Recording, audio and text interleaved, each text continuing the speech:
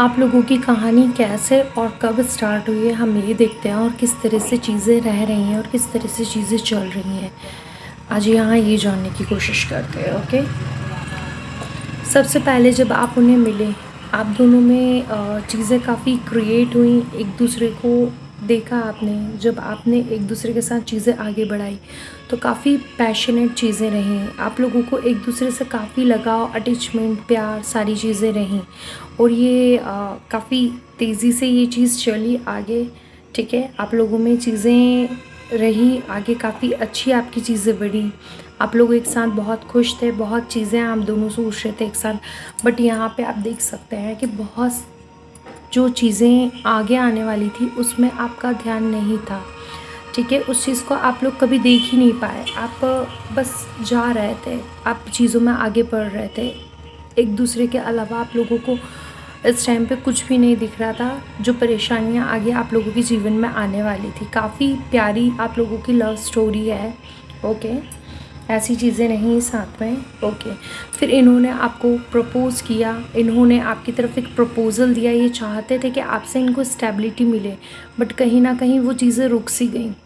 आगे बढ़ते बढ़ते वो चीज़ें रुक गई। जो प्रॉब्लम्स मैंने आपको वहाँ बताई थी, वो प्रॉब्लम्स फिर धीरे धीरे आप लोगों को नज़र आने लगी, जिससे चीज़ें ऐसी गईं कि आपने उन चीज़ों को इग्नोर करने के बावजूद भी अपनी चीज़ें आगे बढ़ाने के लिए ट्राई किया। कि आप लोगों में जो भी चीज़ें हैं, आपने हर परेशानी, हर दिक्कतों को, हर मुसीबतों को इग्नोर करते हुए, अनदेखा करते हुए आगे बढ़ते रहे। फिर हुआ ये कि जब चीज़ों में आप आगे बढ़ रहे थे तो आप दोनों के इमोशंस काफ़ी ज़्यादा बढ़े हुए थे एक दूसरे के लिए। आप लोगों के लिए इमोशंस के अलावा कुछ भी खास नहीं था। आप लोगों को दुनिया में कोई भी चीज़ से लेना देना नहीं था। आप लोगों के लिए इमोशंस मायने रखते थे। फिर धीरे धीरे इस चीज़ में किसी की नज़र लगी, आप लोगों में दूरियाँ क्रिएट हुई, बाकी सारी चीज़ें सही जा रही थी। तो वहाँ पे उस चीज़ को लेके जो मिसअंडरस्टैंडिंग आप लोगों के बीच में जो दूरियाँ बढ़ी, उससे ये और आप दोनों को बहुत काफ़ी इफ़ेक्ट हुआ। आप दोनों इन चीज़ों से काफ़ी परेशान हुए। आप लोग चाहते थे कि ये चीज़ें सही हो।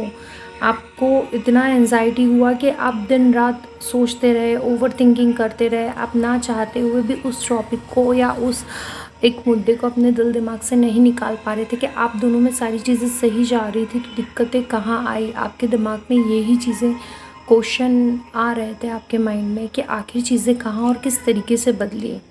ओके, उसके बाद आपके जो पार्टनर थे उन्होंने एक रूड रवैया अपना लिया, आपको इग्नोर करना स्टार्ट कर दिया, ब्लॉक करना स्टार्ट कर दिया। उन्होंने अपना ध्यान कहीं और कर लिया, जिससे अभी भी आप परेशान